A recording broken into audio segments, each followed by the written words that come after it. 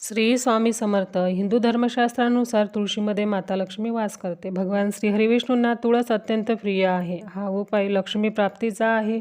हा उपाय कोणीही करू शकतं. मार्गशीर्ष महिन्यातील कोणत्याही एका गुरुवारी संध्याकाळी तुळशीसमोर तुपाचा दिवा प्रज्वलित करा. दिव्याला तांदूळाचे आसन द्या. नंतर तुळशीची आणि दिव्याची पूजा करून घ्या.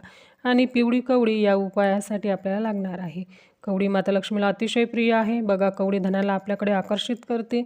ही पिवळी कवडी उजव्या हातात घ्यायची आहे आणि 11 वेळा हा मंत्र आपल्याला बोलायचा आहे. ओम नमो भगवते वासुदेवाय. त्याचबरोबर माता लक्ष्मीचा अत्यंत प्रभावी मंत्र ओम श्रीम श्रीये नमः.